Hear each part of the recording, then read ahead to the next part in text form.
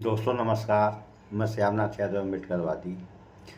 अभी गृह मंत्री अमित शाह गए थे बिहार, और बिहार में जिस मंच पर खड़े थे उस मंच से उन्होंने जनता से पूछा। तो इस बात को हम एक पोस्ट के माध्यम से आप लोगों को बता भी रहे हैं और दिखा भी रहे हैं। तो पोस्ट का लेख है, बिहार में गृह मंत्री अमित शाह ने पूछा, राहुल की यात्रा किस विषय पर थी? पब्लिक ने चिल्लाकर बोला, वोट चोरी। ये पोस्ट देखें, आप लोग देख लीजिए, ये पोस्ट है। और इसका अभी हम आप लोगों को समाचार भी दिखा रहे हैं जिसमें जनता कह रही है वोट चोरी। तो पहले आप लोग इसका भी ये भी वीडियो देख लें।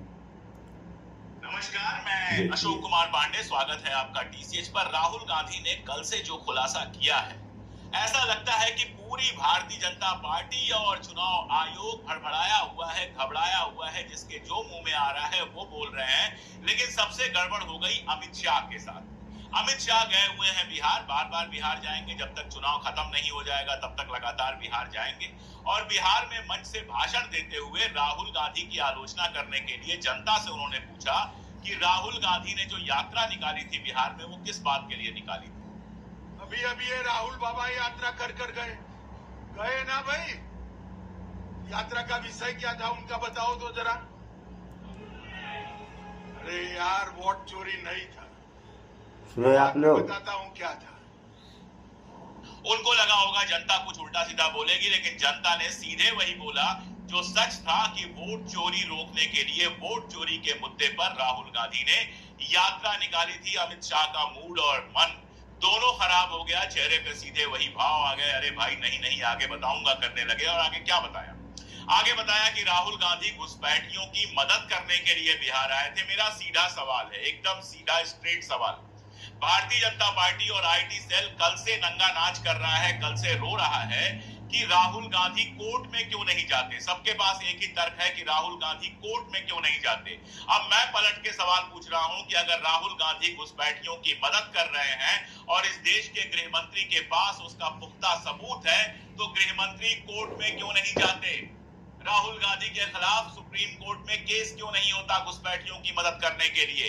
क्यों उनके खिलाफ कानूनी कार्रवाई नहीं होती? क्यों सिर्फ मंच से ये बातें की जाती हैं, जनता को बेवकूफ बनाने के लिए घुसपैठिया की रट लगाई जाती है, हिंदू मुसलमान करने के लिए घुसपैठिया की रट लगाई जाती है? क्यों राहुल गांधी के खिलाफ भारतीय जनता पार्टी कोर्ट में नहीं जाती? अब जब ये सवाल पूछ लिया जाएगा तो बीजेपी के लोग गोल गोल करने लगेंगे। राहुल गांधी हर बात के लिए कोर्ट में जाए, और गए थे कोर्ट में। कल आशुतोष भाई ने एक टीवी चैनल पर बिल्कुल शानदार तरीके से इसका जवाब दिया। उन्होंने कहा कि कोर्ट में गई थी कांग्रेस, हरियाणा चुनाव के मुद्दे पर कोर्ट में गई थी कांग्रेस, और हाई कोर्ट ने बाकायदा आदेश दिया था कि सारे पेपर्स और वीडियोस इनको दिखाए जाए। सरकार ने कानून ही बदल दिया। 1961 का जो कानून था वो बदल दिया और कह दिया कि हम सीसीटीवी फुटेज दिखा ही नहीं सकते। क्या फायदा हुआ कोर्ट में जाने से?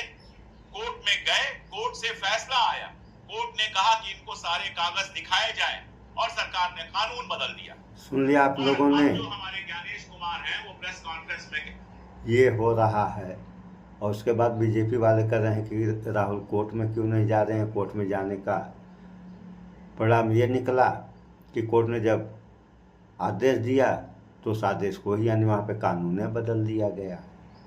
तो यह सब होगा और इसी तरह से होगा। तो इस देश और इस देश की जनता का क्या होगा? अब एक पोस्ट और दिखा रहे हैं आप लोगों को। इसका लेख है, पता नहीं ऐसा कौन सा तंत्र है चुनाव आयोग के पास कि तुरंत ही जांच भी हो गई, हाथों हाथ निष्कर्ष भी निकाल लिया। गुरदीप सिंह एप्पल, ये कांग्रेस के हैं। पोस्ट देखें आप लोग, ये इनका पोस्ट है। तो जो हो रहा है आज के समय इस देश में, और आप लोग देखें, केवल सत्ता पक्ष जो है विपक्ष के ऊपर आरोप लगाता है, और विपक्ष का तो काम ही है सत्ता पक्ष के ऊपर आरोप लगाना, क्योंकि विपक्ष के और कर ही क्या सकता है इससे ज़्यादा। अगर कहीं गलत है तो उसका आरोप लगाएगा विपक्ष। तो जवाब तो सत्ता पक्ष को देना चाहिए। अब जैसे निर्वाचन आयोग ने कहा राहुल गांधी से कि आप इसका जवाब दो, आरोप लग रहा है निर्वाचन आयोग के ऊपर और जवाब निर्वाचन आयोग मांग रहा है राहुल गांधी से। ये कौन सा नियम है? जबकि नियम ये कहता है कि अगर निर्वाचन आयोग के ऊपर आरोप लग रहा है तो निर्वाचन आयोग जवाब दे, उल्टे जवाब खुद मांग रहा है विपक्ष से। यह कौन सा नियम है भैया इस देश में? ये आप लोग लागू कर रहे हैं।